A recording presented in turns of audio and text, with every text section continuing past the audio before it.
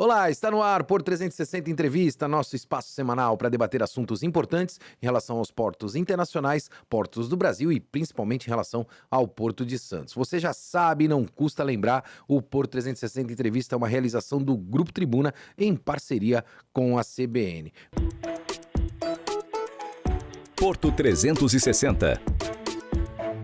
Patrocínio.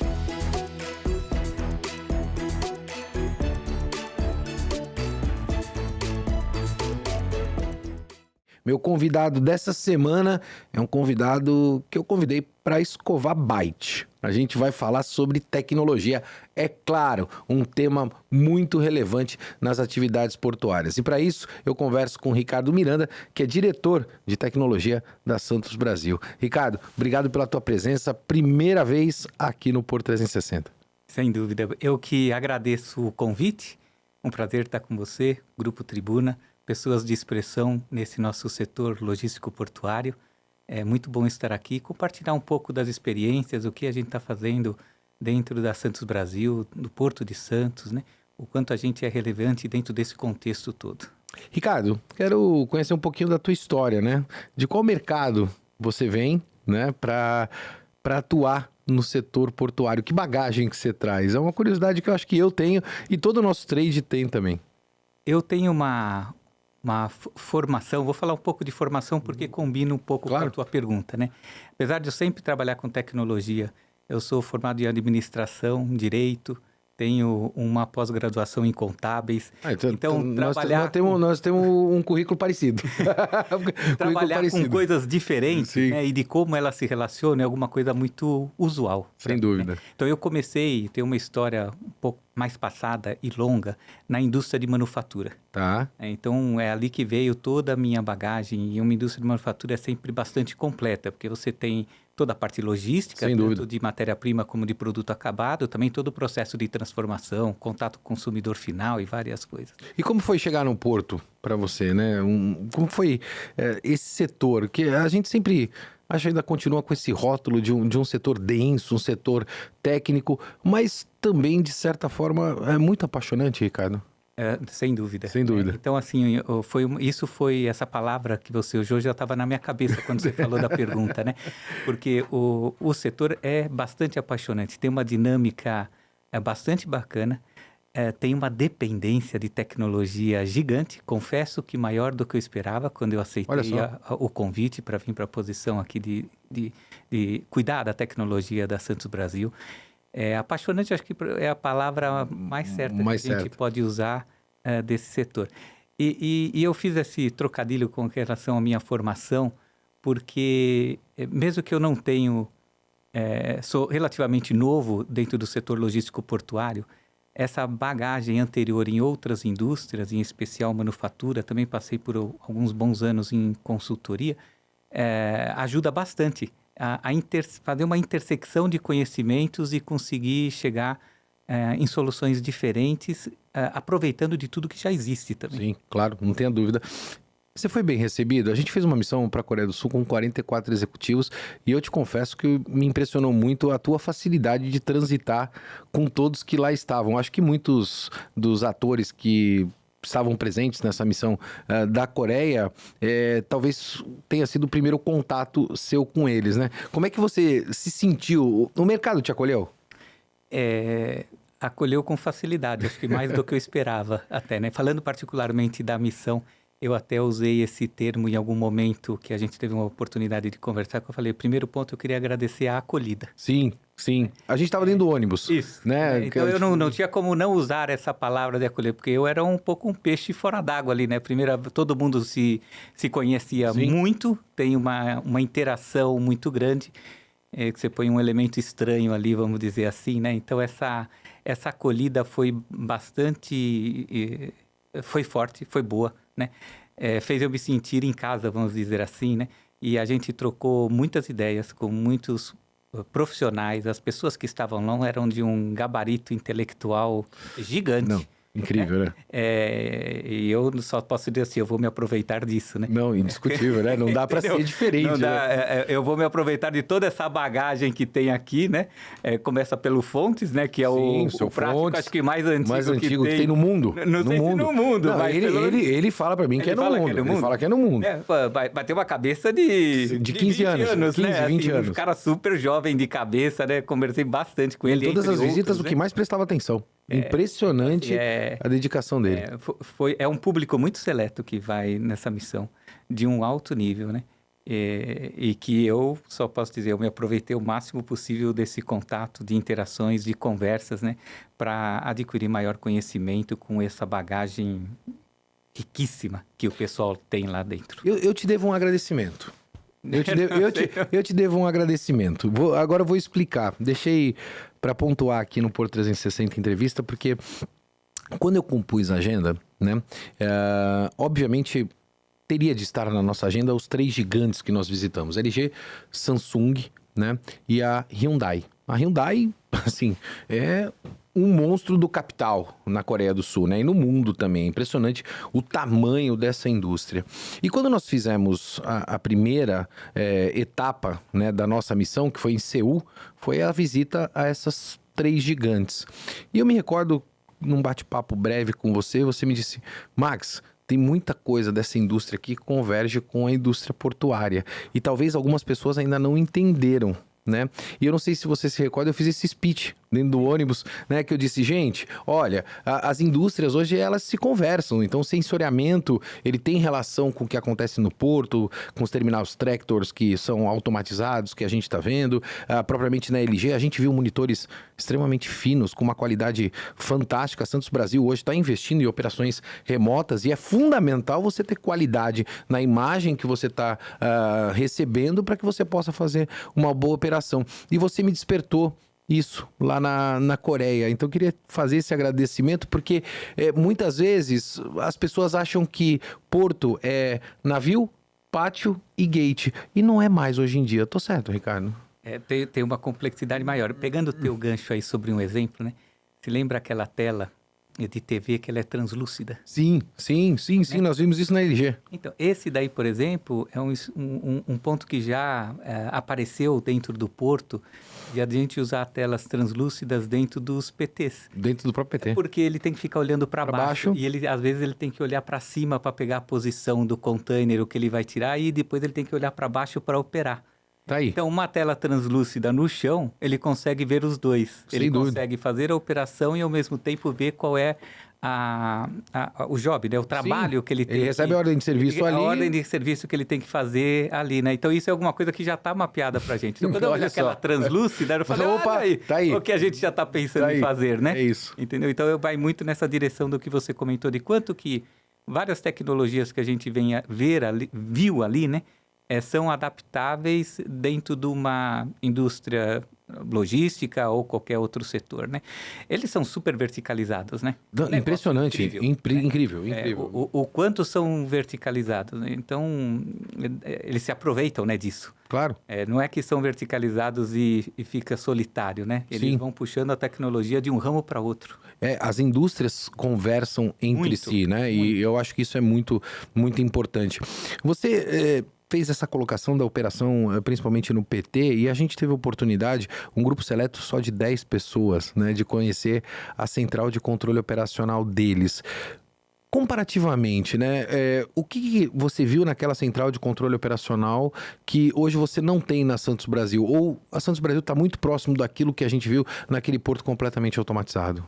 Quando a gente fez a cereja do bolo, foi né? O porto de Dongwon.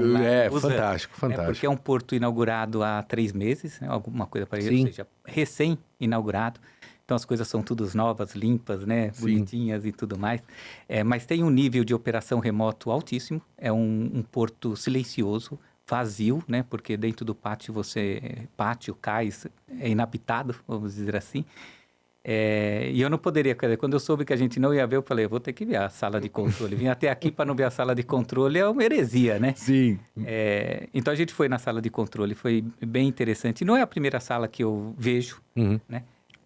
A gente, na Santos Brasil, já tem uma sala de operação remota. Hoje são 5 mesas. Tá.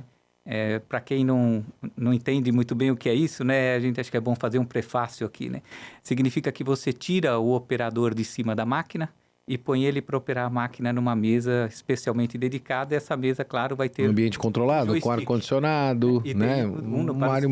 Tem 2 joysticks, que é Sim. onde ele opera e ele é guiado muito por sensores, como você bem disse, e por câmeras. Uhum. Né? Então, é uma tecnologia ainda muito nova no Brasil, pioneira, que a Santos Brasil investiu desde o ano passado, final do ano passado que esses equipamentos chegaram.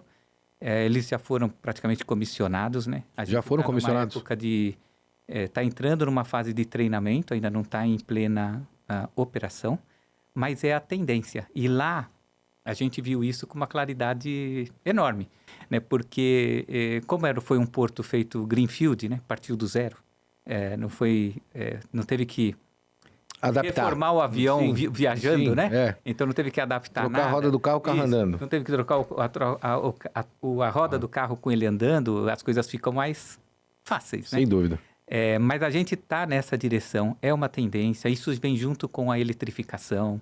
A eletrificação tem uma questão ESG também muito forte ligada, né? A Santos Brasil, há mais de 10 anos, é signatária do Pacto da ONU, então ela tem metas sempre agressivas de redução de carbono, de consumo de água, redução de resíduos, né? Então as coisas se conectam todas. E tecnologia é o centro dessa história, né? Indiscutivelmente. Então, assim, não foi exatamente uma novidade. A novidade é uma dimensão muito grande, porque o porto é 100% operado remoto. Uhum. Se eu não me engano, são 9 PTs, 9 mesas de operação. São 9 STS. 9 mesas, tem 1 para 1. 26 ARMGs, né, com 6 mesas, né? Falando nisso, Então, deixa eu fazer um recorte. Eu gosto de curiosidade aqui, algo que aconteceu lá na visita. Estou eu e o Ricardo sentado dentro do ônibus, não foi nesse terminal, foi no primeiro terminal que nós visitamos, que era um terminal que era de multiuso. Ele partilhava, né? End-on. Propósito. E ele era multipropósito. Ele partilhava lá com outros terminais. Então tinham vários operadores portuários lá e não existia parede para separar um terminal do outro.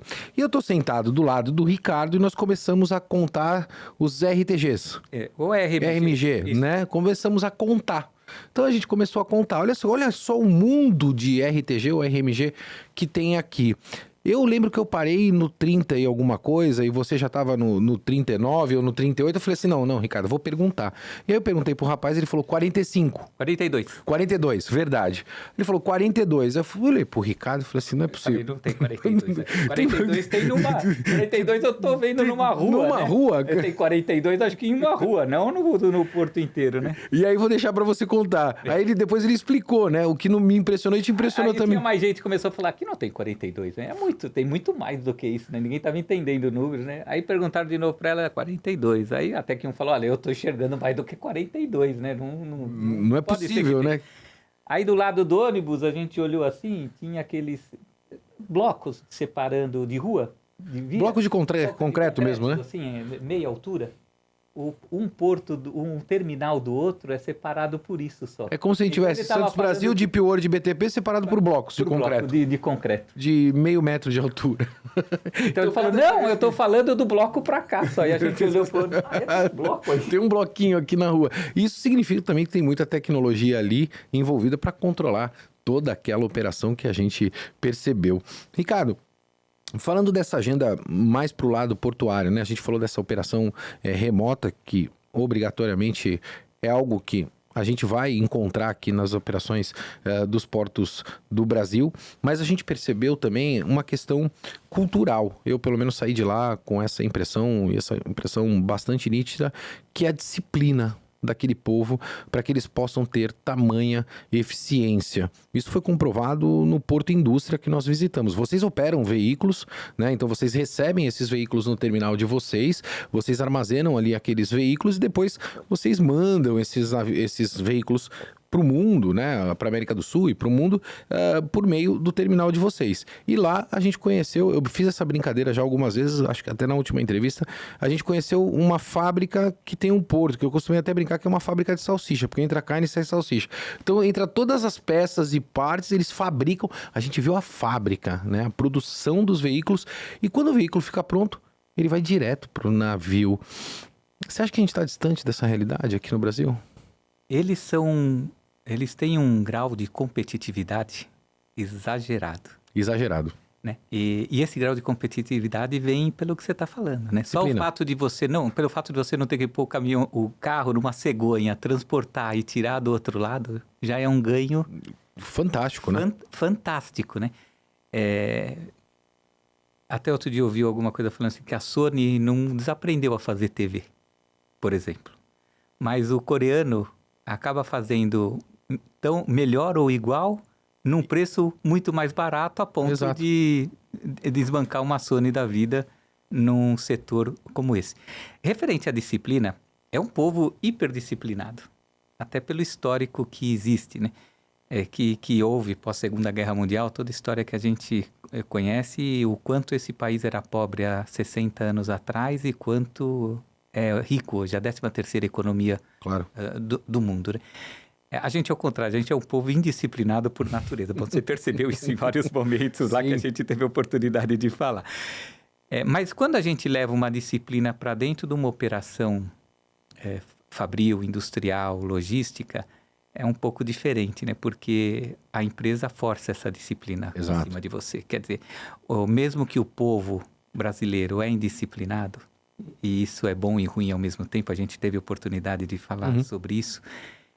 Quando você vai para um ambiente que tem regras, tem segurança, em alguns momentos pode ser mais hostil, a disciplina, mesmo que vai de um modo forçado, mais controlado, mas ela acontece, né? E dá resultado. E dá resultado, a gente viu isso lá muito claro. Em qualquer ambiente fabril, logístico, todo mundo preza pela vida em primeiro lugar. Então a disciplina é imposta.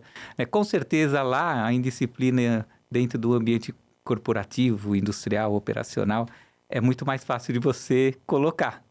Aqui no Brasil, você coloca, mas você é muito mais massivo em comunicação, é muito mais massivo em controle, é muito mais massivo em uma série de ações, porque a natureza do povo é mais indisciplinada, né? Então, por isso que qualquer lugar que você vê um monte de cartaz sobre segurança, isso é normal. Lá você não via nada disso. É verdade. Mas você não via porque o povo já é disciplinado por natureza, né? E sabe que não pode fazer, né? Que o não é não. O não e não é não. Não é faz, não né? mais ou menos, então, né? Acho que aqui a no gente Brasil acaba... o nosso não é mais ou menos.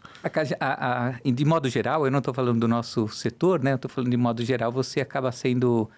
É mais oneroso você trazer a disciplina, mas você traz, né? Porque também não pode ficar sem ela. Cereja do bolo, pelo menos para mim o foi, né? Eu sei que você é uma pessoa de tecnologia, mas como você bem diz, você se apaixonou pelo setor portuário. E aí a gente se apaixona por todas as verticais. A gente teve a oportunidade de visitar um estaleiro que constrói navios. O que te chamou a atenção naquela localidade, né? Porque foi a última visita que a gente fez naquele país e eu fiquei realmente muito impressionado. Para você, como é que você leva, né, essa experiência e principalmente a história, né, do fundador daquele estaleiro, porque a gente teve a oportunidade de conhecer a história também do fundador. Eu fiquei impressionado, né? Ele começou lá com aquela bicicletinha dele, tinha um comércio pequenininho, uma coisa impressionante. Chegar daquele tamanho, a gente vê aquelas peças andando de um lado para o outro, construindo navios. Eu falo, meu Deus do céu, né? Como é que a vida ela é para as pessoas que realmente querem empreender? Uma imagem que me marcou é um estaleiro, né? Só para a gente equalizar aqui. Um navio de uma proporção grande, não vou saber exatamente explicar quantos pés, né? E ele ainda na área seca, mas já todo pronto, né? Pintado num esmero total, né? E quando a gente passou na frente, todo o shape dele, né? Quer dizer, todo o formato dele, né? E olhando de baixo para cima, né? Um gigante. Que peça linda, né? Um gigante, né? Então, um gigante estacionado ali do teu lado, né? E você ter a oportunidade de apreciar os contornos, né? E de uma peça dessa, né? Que desce uma embarcação gigante, né? Foi um negócio delirante, vamos dizer assim. Um negócio muito bonito de se ver, né?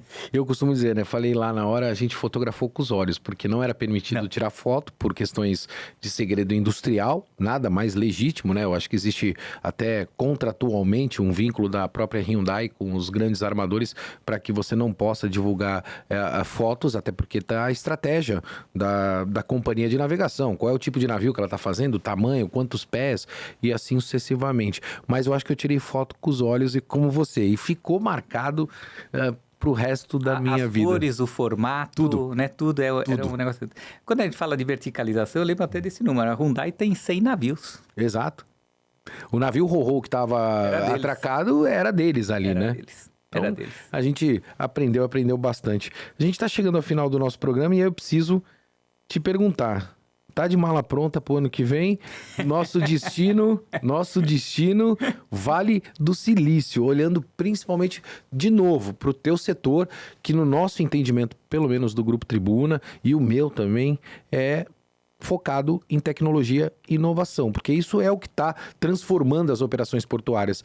E o dado, eu acho que é uma preocupação que a gente precisa ter, né? Uma dificuldade muito grande que a gente tem. Tá de mala pronta? Como é que tá a tua expectativa para o ano que vem?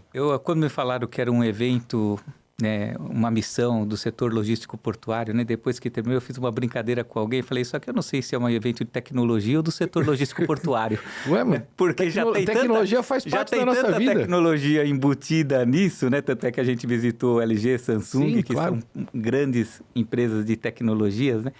E, sem dúvida, né? É um aprendizado grande. Acho que eu não conheço o histórico do evento, mas eu acredito que a veia de tecnologia, ano a ano, está aumentando. Sim, Rotterdam, Israel, país da inovação, e agora Coreia do Sul, e ano que vem, Vale do Silício. Vai ser de novo uma experiência fantástica, onde te traz várias provocações, né? Também algumas confirmações, porque Exato. no fim tem coisas que são equiparadas, que nós estamos fazendo aqui, né? Ela tem uma dinâmica, muitas vezes falou assim, pô, terminou uma semana, parece que a gente está aqui mais tempo, né? Porque é bem corrido, né? A gente procura aprofundar os temas que são mais interessantes, como por exemplo que você citou que a gente visitou a sala de controle lá em Dongwon, que foi um pedido, né, nosso. Então é um evento de um valor enorme, acho que para todo o setor logístico portuário, para a Baixada como um tanto, e um presente para quem trabalha com tecnologia. Indiscutível. Eu também sou um apaixonado por essa área.